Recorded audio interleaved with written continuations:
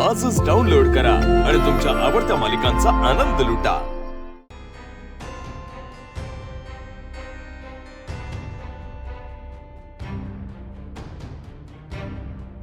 वीणा,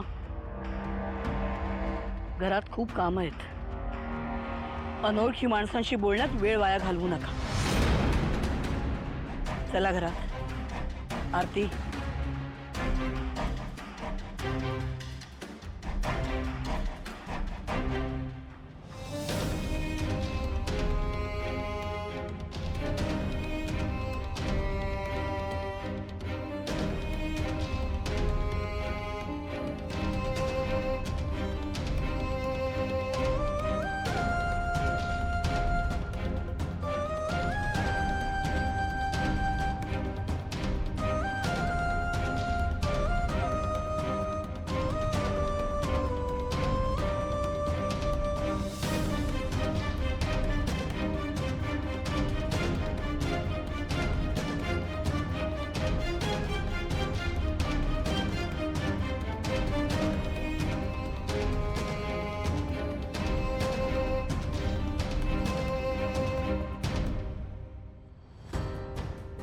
देवा,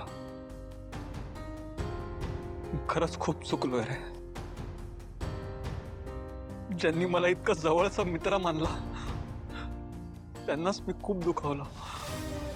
लक्ष्मी काकू माझ्याशी बोलत नाहीयेत ना, ते झेपतच नाहीये मला। देवा देवा, तू प्लीज असं काहीतरी कर ज्याने लक्ष्मी काकूंचा राग कायमचा दूर होईल आणि माझा या घराशी असलेला नातं पहिल्यासारखा घट्ट होईल। प्लीज माझं हे ऐक दे। या क्षणाची मी खरंच खूप आतुरतेने वाट बघतोय। शक्य नसलेल्या गोष्टींची वाट नको बघू सिद्धू।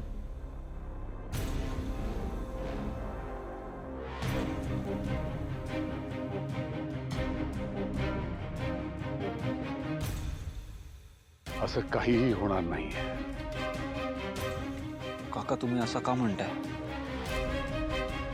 सिद्धू, कालचा सबंध दिवस आणि रात्र तू इथे गायस, पण त्यामुळे परिस्थितीत तसुभरही फरक पडलेला नाहीये। तुझ्या एका चुकीमुळे सगळे खूप दुखावले गेले सिद्धू, त्यामुळे तुला कोणी माफ करणं शक्य नाहीये। अरे भावनाला सुद्धा याचा खूप त्रास होतोय। मला वाटतंय तू आत्ताच्या आत्ता इथून निघून जावंस। नाही काका, जोपर्यंत तुमच्या सगळ्यांचा राग कमी होत नाही मी इथून नाही जाणार आहे। अरे झालं तेवढं पुरे झालं सिद्धू, यातून काहीही साध्य होणार नाहीये। इथं उभं राहून तुलाच त्रास होईल आणि घरातल्यांना सतत तुझ्या चुकीची जाणीव होत राहील, हे वेगळंच। म्हणूनच सांगतोय, तू इथून निघून जा, यातच सगळ्यांचं भलं आहे। काका, मला माहिती आहे तुम्ही हे सगळं मला का सांगताय।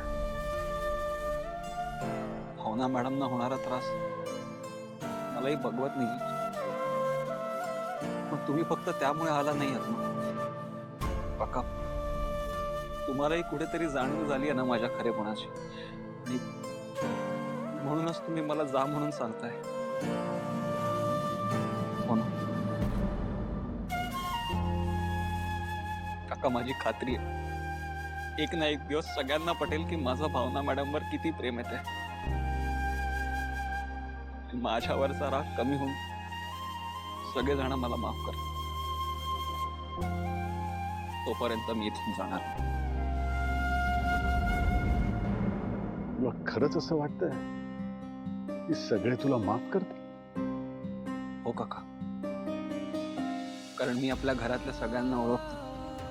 आजवर या घरातल्या सगळ्यांनीच मला खूप प्रेम दिलं, खूप माया दिली। आता माझ्याकडून एवढी मोठी चूक घडली म्हणून सगळे रागवले। मला माहिती आहे, पण हरकत नाही। आपण जे आपल्या सगळ्यात जवळचे असतात त्यांच्यावरच रागवतो,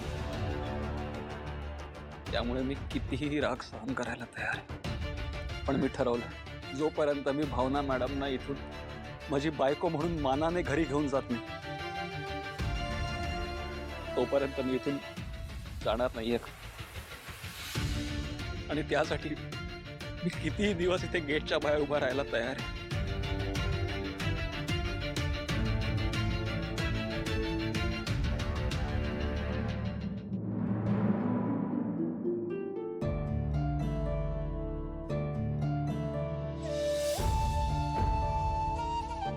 भावना, तुम्ही जाऊन आलात का पूजेला? हो, मला तुझ्याशी थोडं बोलायचं होतं ग.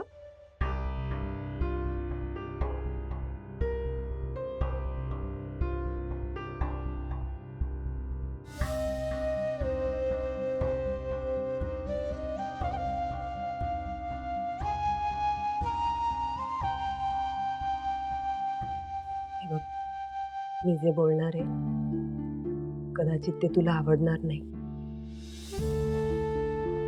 तसंही माझ्या आयुष्यात मला आवडणाऱ्या गोष्टी होत आहेत कुठे. बोल. आम्ही पूजेला गेलो होतो ना, तिकडे गाडे पाटलांकडनं आजी, सिंचना, निलांबरी, रेणुकाताई सगळे आले होते. पक्षातल्या काही बायका आणि पत्रकारही आले होते. पत्रकारांनी खूप त्रासदायक प्रश्न विचारले त्यांना, आणि मुख्य म्हणजे तुझ्याविषयी, की तुमची नवीन सून कुठे आहे, ती पूजेला का आली नाही. सगळे प्रश्न अस्वस्थ करणारे होते. आम्हालाही तिथल्या बायकांनी खूप टोमणे मारले की तुमच्या मुलीचं लग्न झालंय तरी ती तुमच्याच घरी राहते, ती पूजेला का आली नाही. वहिनी, मला या सगळ्याचा खूप त्रास होतोय ग. तू का सांगतेस हे सगळं?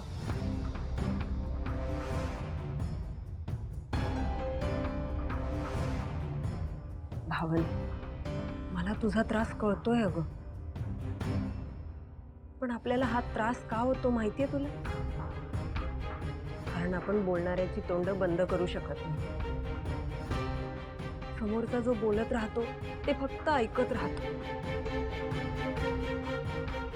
पण आज एका व्यक्तीने सगळ्यांना सडेतोड उत्तर दिलंय भावना. हो, सिद्धूने सगळ्यांची तोंड बंद केली. तो काय म्हणाला माहिती? माझी बायको जरी पूजेसाठी आली नसली ना तरी मी तिच्यासाठी पूजा करणार. पत्रकारांनी त्यालाही खूप त्रासदायक प्रश्न विचारले, पण सिद्धूने तेवढ्याच खंबीरपणे आपली मतं मांडली.